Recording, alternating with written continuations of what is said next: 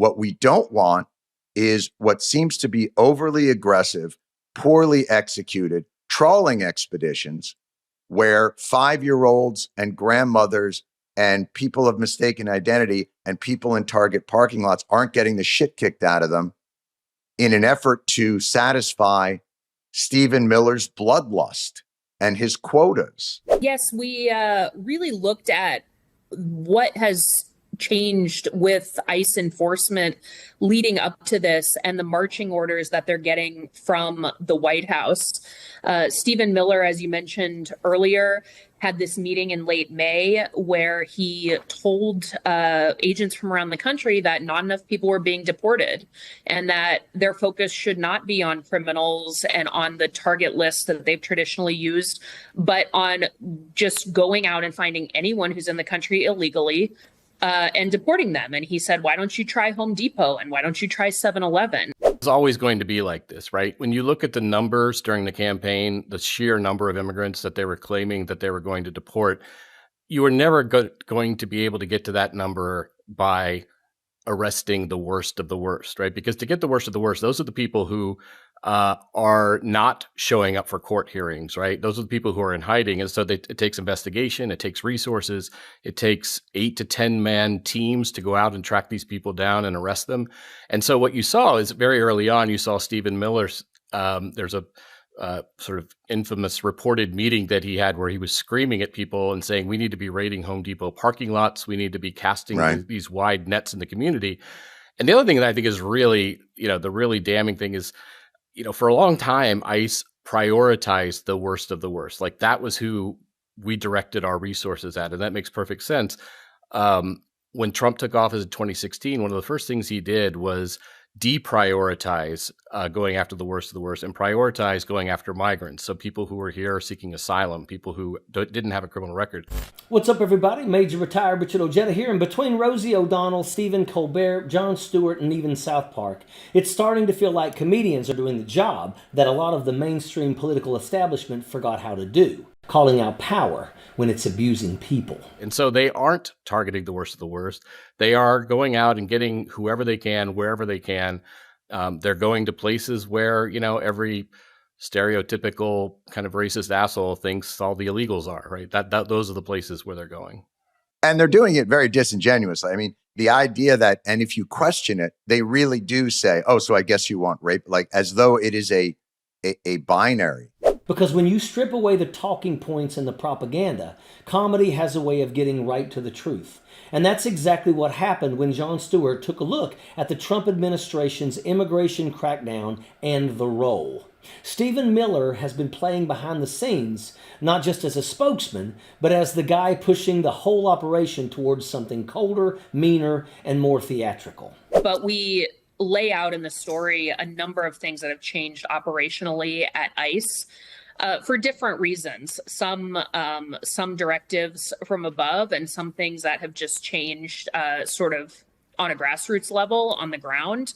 And that includes agents no longer needing to stick to their targets, being able to arrest anyone they encounter, being able to arrest people in sensitive locations like courtrooms, schools, hospitals. We're seeing them frequently do masked arrests now. And really using these splashy shows of force. For months, the line coming from Trump and his allies has been the same. They're going after the worst of the worst, dangerous criminals, violent offenders, people who supposedly threaten public safety. That's the justification they used every time someone questioned their immigration policies. But when you actually look at the numbers they promised during the campaign, millions of deportations, you start to realize something doesn't add up. If you're actually targeting serious criminals hiding from the law, it takes time. Investigations, warrants, surveillance, teams of agents tracking someone down for weeks or months. You don't stumble across those people while driving around the neighborhood. And that's exactly the point Stewart was drilling into. What has so, I think, stunned the nation, besides the thing, is the blatant lying. I mean, technology is a two-way street. Now that we have all this surveillance and video, but now we also see the citizens surveilling and the citizens catching video that absolutely disprove the narratives that are being put out by the government. Yeah, and I mean, that clearly applies to both of these shootings, right? Where civilians and witnesses have been filming on their own mobile phones and doing their own form of surveillance. And I don't really want to think about what would happen if we didn't have those cameras in everybody's hands. They're clearly a very, very good thing. That said, the flip side, when ICE officers or Customs and Border Protection officials use their own cameras, they have this facial recognition app on there, which even gets stuff wrong. If your political promise is to deport millions of people, you're never going to reach that number by chasing violent criminals who are actively avoiding law enforcement.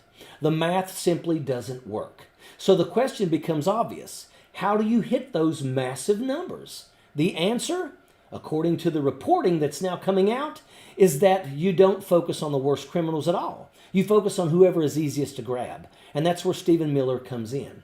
There's reporting that Miller had a meeting with immigration officials where he made it clear the mission had changed. Instead of focusing on criminal targets, the list ICE traditionally worked for them, agents were told to cast a wider net.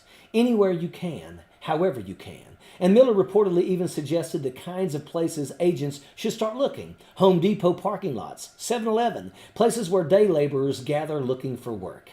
And sure enough, soon after, that's exactly where agents begin showing up. That's the part that exposes the whole thing for what it really is. Because this was never about the worst of the worst. That this was a sales pitch, the slogan, the thing you say on television so voters feel like the policy is about safety. But when the policy actually hits the streets, it looks very different. Suddenly, agents are conducting mass arrests. They're showing up at courtrooms where migrants are literally appearing for their scheduled hearings. They're picking people up in neighborhoods, workplaces, parking lots, people with no criminal history, people who were doing exactly what the law asked them to do. And the tactics themselves are getting more aggressive. Federal agents making warrantless arrests, masked officers taking people into custody without identifying themselves, armed tactical teams surrounding homes, military vehicles rolling into suburban neighborhoods for a single arrest. In one case, a father with no criminal history had his home surrounded by agents carrying rifles and shields. In another case, a convoy of vehicles rolled into a quiet California neighborhood, not even to arrest an undocumented migrant, but to question someone whose son had been handing out flyers warning neighbors that ICE agents were nearby. Think about that for a second. That's the level of escalation that we are talking about. And what's even more striking is they're not hiding any of it. They're posting the videos themselves. Raids, smashed car windows, armed agents surrounding people in public spaces because the spectacle is a strategy. This isn't quiet police work. It's designed to be seen. And there's a reason for that. The goal isn't just deportations. The goal is fear. When you create these kind of high-profile raids, when you send armored vehicles into neighborhoods and blast the footage online, you're sending a message, not just to the people being arrested, but to everyone watching. You're telling them life here can become unpredictable, dangerous, unstable. Maybe it's safer not to come. Maybe it's safer to just leave. That's the real strategy behind the spectacle. And the administration keeps insisting the American people shouldn't believe what they're seeing. They say the media is exaggerating, that critics are spreading misinformation, that this is all about protecting communities. The administration says they're targeting violent criminals. The videos show agents sweeping up whoever they can. And that's why the story is falling apart. Because once people see the gap between the rhetoric and the reality, the talking points stop sounding convincing.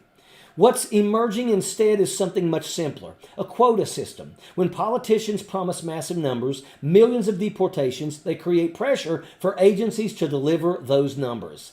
And when those numbers become the priority, the easiest targets become the fastest way to hit the goal. Not the dangerous criminals hiding from the law, the people standing in a parking lot looking for a day's work, the people showing up to court hearings, the people who assumed that following the rules would keep them safe. That's the reality behind Stephen Miller's strategy. And once you see it clearly, it becomes impossible to unsee. Because this isn't really about immigration enforcement anymore. What we've been watching now is something different. It's a spectacle, a political performance built on intimidation, numbers, and fear. And that's why this whole conversation about what Jon Stewart called Stephen Miller's bloodlust matters. Because policies built on cruelty and intimidation eventually run into something they can't control: sunlight. And if this country wants a way out of that kind of politics, the answer isn't more intimidation and spectacle. The answer is getting beyond an administration that thinks fear is a governing strategy. Because in a democracy, power doesn't belong to the people holding the guns. It belongs to the people holding the cameras. And that is an absolute fact. Sappers clear the way, airborne all the way.